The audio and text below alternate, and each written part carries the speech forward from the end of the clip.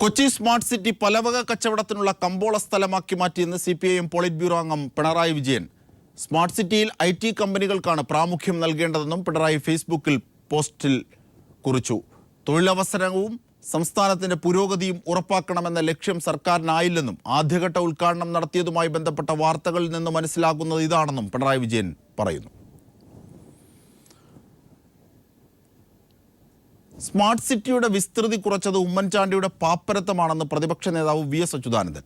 താൻ വന്നാൽ എല്ലാം ശരിയാക്കി തരാമെന്ന് പറഞ്ഞ് ഉമ്മൻചാണ്ടി ജനങ്ങളെ തെറ്റിദ്ധരിപ്പിക്കുകയാണെന്നും VS അച്യുതാനന്ദൻ ആലുവയിൽ പറഞ്ഞു.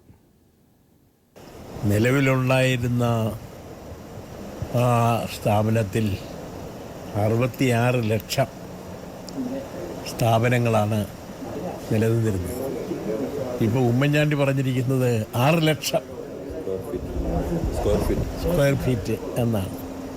അതുകൊണ്ട് തന്നെ ആ പാപ്പരത്വം വ്യക്തമാണ്. പിന്നെ ഇതെല്ലാം ഇയാൾ വന്നു കഴിഞ്ഞാൽ എല്ലാം ശരിയാകും എന്നുള്ള തരത്തിലുള്ള തെറ്റിദ്ധാരണ വരുത്താനാണ് നോക്കുന്നത്. കോൺഗ്രസ് സ്ഥാനാർത്ഥി നിർണയത്തിൽ ഹൈക്കമാൻഡ് ഇടപെടുന്നു. ചർച്ചയ്ക്കായി ഉമ്മൻചാണ്ടിയും രമേശ് ചെന്നിത്തലയും VM സുധീരനും നാളെ ദില്ലിയിലെത്തും. ഉമ്മൻചാണ്ടിയും രമേശും കൂടാതെ സുധീരനും മത്സരരംഗത്ത് ഉണ്ടായേക്കുമെന്നാണ് സൂചന. ഹൈക്കമാൻഡുമായുള്ള ചർച്ചയ്ക്ക് മുഖ്യമന്ത്രിയും ആഭ്യന്തരമന്ത്രിയും KPC അധ്യക്ഷനും നാളെ ദില്ലിക്ക് പോകും. സോളാർ ഉൾപ്പെടെയുള്ള ആരോപണങ്ങൾ മുന്നണിയുടെ പ്രതിച്ഛായയെ ബാധിച്ചെന്ന ആക്ഷേപം സുധീരനും ചെന്നിത്തലയ്ക്കുമുണ്ട്. നിലവിലത്തെ സാഹചര്യം സംസ്ഥാന നേതാക്കൾ ഹൈക്കമാൻഡിനെ ധരിപ്പിക്കും. സംസ്ഥാനത്തെ നേതാക്കന്മാർക്കിടയിൽ നിന്ന് നേരിട്ട് കാര്യങ്ങൾ മനസ്സിലാക്കിയ ഗുലാം നബി ആസാദ് റിപ്പോർട്ടും ഹൈക്കമാൻഡിന് മുന്നിലുണ്ട്.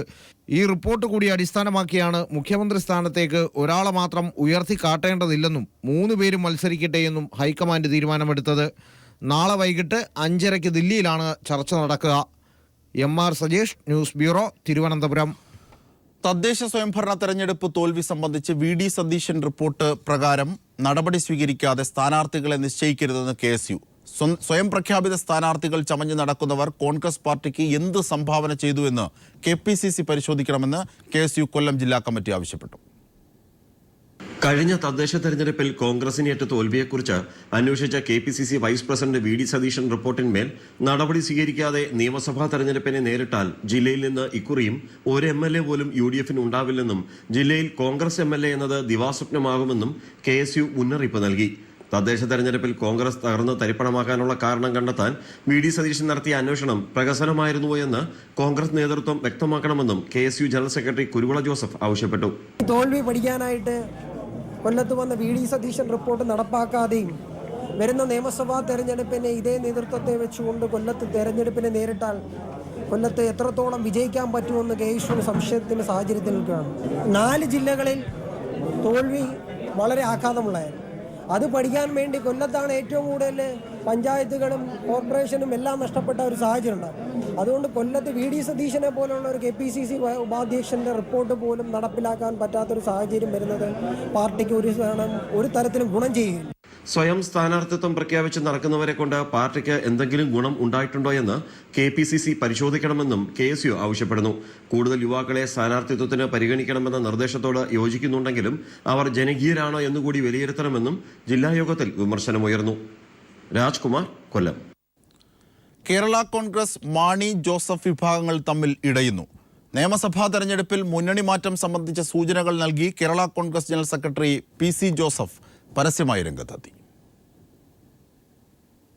കേരള കോൺഗ്രസ് നേതൃത്വത്തിന്റെ നിലപാടുകൾക്കെതിരെ രൂക്ഷ വിമർശനങ്ങളാണ് party general secretary PC Joseph ഉന്നയിച്ചത്. ഇടതുമുന്നണിക്കൊപ്പം ചേർന്ന് പ്രവർത്തിക്കാൻ PJ ജോസഫ് വിഭാഗത്തിലെ ഭൂരിഭാഗം പേരും സന്നദ്ധരാണെന്ന് അദ്ദേഹം പരോക്ഷമായി പറഞ്ഞുവയ്ക്കുന്നു. കേരള കോൺഗ്രസിൽ നിന്നും പ്രവർത്തകരുടെയും നേതാക്കളുടെയും കൊഴിഞ്ഞുപോക്കുണ്ടാകുമെന്നും ഇത് പുതിയ രാഷ്ട്രീയ ധ്രുവീകരണത്തിന് കളമൊരുക്കുമെന്നും അദ്ദേഹം പറഞ്ഞു.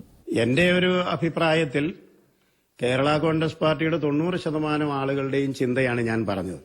താൽക്കാലിക നേട്ടത്തിനു വേണ്ടി ആപൽക്കരമായിട്ടുള്ള മേഖലകളിലേക്ക് കടന്നു പോകാൻ ഒരിക്കലും കേരള കോൺഗ്രസിന്റെ സാധാരണ പ്രവർത്തകന്മാർക്ക് കഴിയില്ല.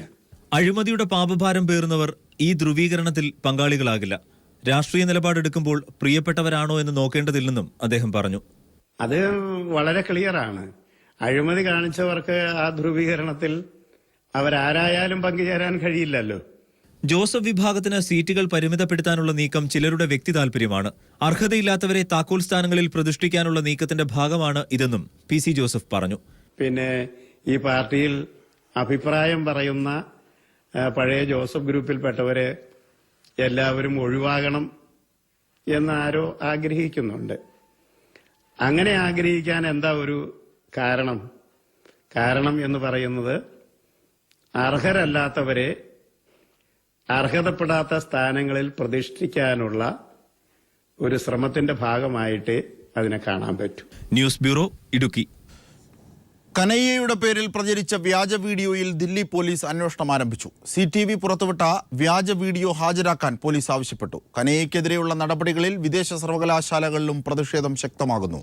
BJPയുടെ മാത്രമല്ല, രാജ്യത്തെ ജനങ്ങളുടെ പ്രധാനമന്ത്രിയാണെന്ന കാര്യം മറക്കരുതെന്ന് ചൂണ്ടിക്കാട്ടി പ്രമുഖ മാധ്യമപ്രവർത്തക ബർക്കദത്ത് അടക്കമുള്ളവർ നരേന്ദ്രമോദിക്ക് തുറന്ന കത്തയച്ചു. വാർത്തകളിലേക്ക്. ഉമ്മൻചാണ്ടിക്ക് വെള്ളാപ്പള്ളി നടേശന്റെ പ്രശംസ. ഉമ്മൻചാണ്ടി നല്ല മുഖ്യമന്ത്രിയാണെന്ന് വെള്ളാപ്പള്ളി നടേശൻ. പാമ്പിനെയും പഴുതാരയെയും ഒരു കൂടയിലാക്കി കൊണ്ടുപോകാൻ ഉമ്മൻചാണ്ടിക്കായെന്നും വെള്ളാപ്പള്ളി നടേശൻ പറഞ്ഞു.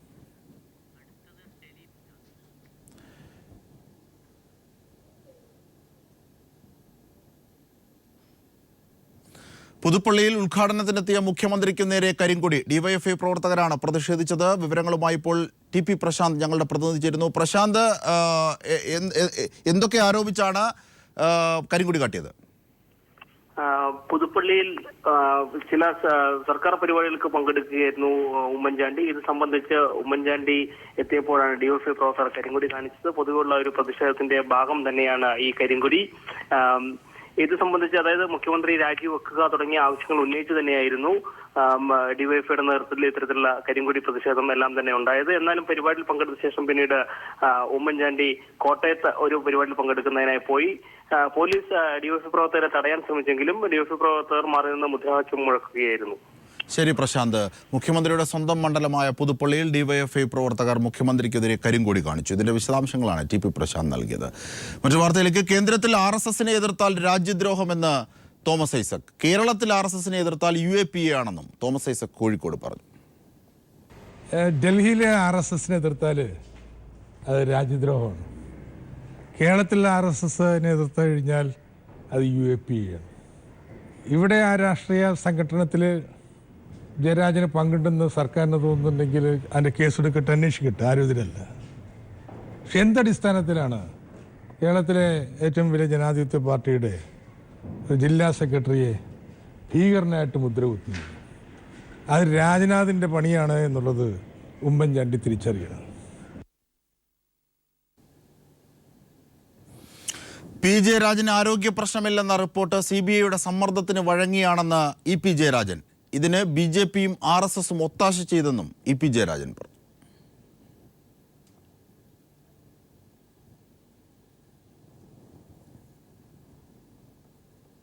സിനിമാ സംവിധായകനെ സംബന്ധിച്ചിടത്തോളം ക്ഷമിക്കണം, ഈ വാർത്ത തെറ്റായി സംപ്രേഷണം ചെയ്തതിൽ ക്ഷമിക്കുക. മറ്റൊരു വാർത്തയിലേക്ക്. തലസ്ഥാന നഗരിയിലേക്ക് കുടിവെള്ളം എത്തുന്ന അരുവിക്കര ഡാമിലേക്ക് വൻതോതിൽ മാലിന്യങ്ങൾ തള്ളപ്പെടുന്നു. ഗാർഹിക മാലിന്യങ്ങളും മദ്യക്കുപ്പികളും ഡാമിലെ സംരക്ഷിത മേഖലയിൽ പോലും കൂടിക്കിടക്കുന്ന ദൃശ്യങ്ങൾ പീപ്പിൾ TV പുറത്തുവിട്ടു.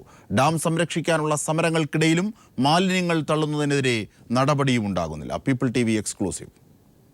തലസ്ഥാന നഗരത്തിന്റെ പ്രധാന കുടിവെള്ള സ്രോതസ്സാണ് അരുവിക്കര ഡാം. ഇനി ഡാമിലെ മാലിന്യങ്ങളുടെ ദൃശ്യങ്ങൾ കാണുക.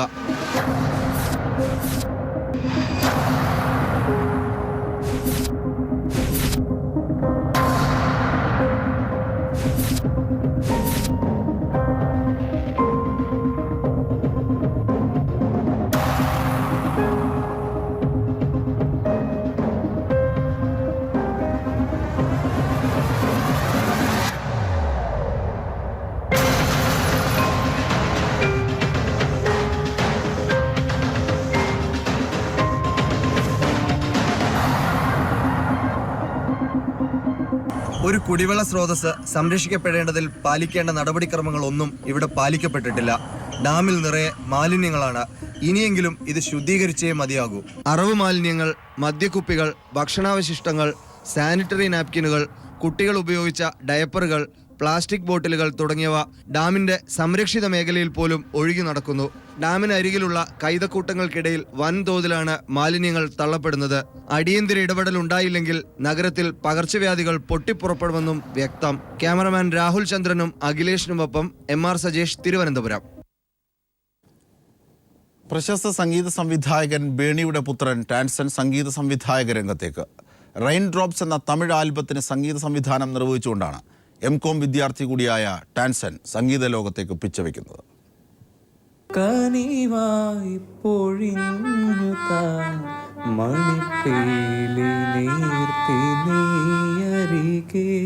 മെലോഡിക്ക എന്ന ഇറ്റാലിയൻ സംഗീത ഉപകരണത്തിലൂടെ ദേശരാഗം ഒഴുകിയിറങ്ങി.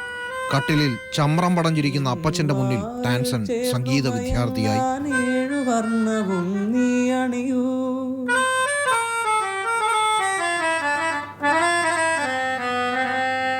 ബേണിയുടെ പുത്രൻ ടാൻസൺ കൂടി സംഗീത സംവിധാന രംഗത്തേക്ക് കാലെടുത്തു വെക്കുന്നതോടെ കലൂർ പുത്തൻ വീട്ടിൽ സംഗീത സംവിധായകരുടെ എണ്ണം ഇപ്പോൾ 2ആയി. ലവ് ഡ്രോപ്സ് എന്ന തമിഴ് ആൽബത്തിന് സ്വന്തമായി സംഗീതം നിർവഹിച്ചതോടെ ടാൻസനും സംഗീത ലോകത്തേക്ക് കാലെടുത്തു വെച്ചു കഴിഞ്ഞു.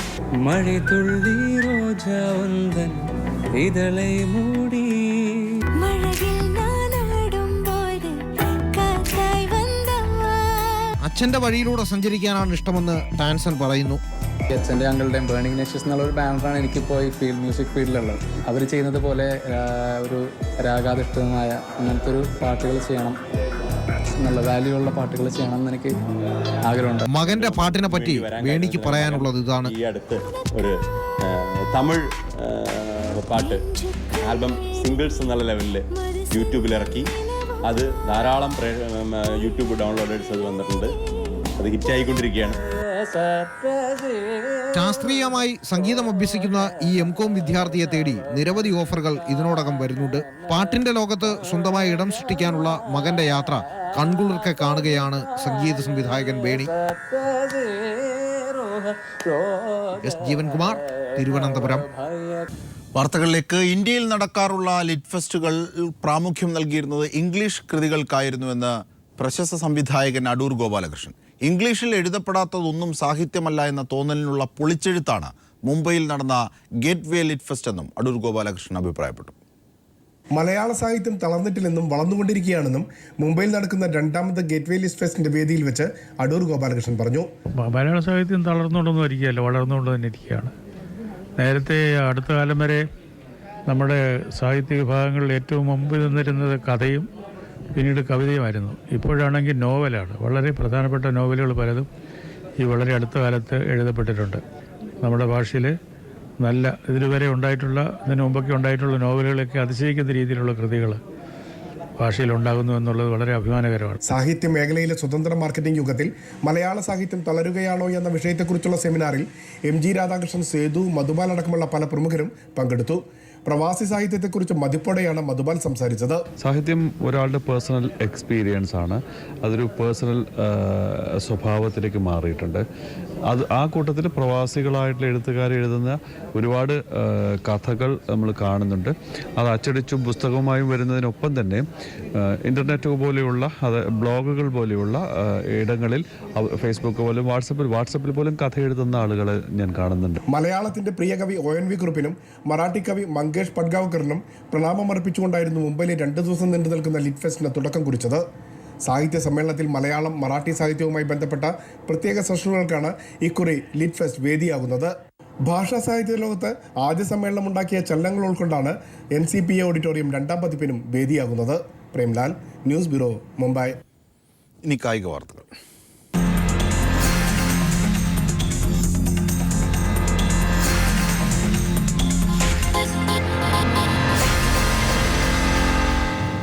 നാഗ്ജി ഫുട്ബോളിൽ ഇന്ന് കലാശപ്പോരാട്ടം. ബ്രസീലിയൻ ക്ലബ് അത്ലറ്റിക്കോ പരാനൈസും ഉക്രൈൻ ക്ലബ് നിപ്രോയും ഫൈനലിൽ ഏറ്റുമുട്ടും. വൈകിട്ട് 7-നാണ് മത്സരം.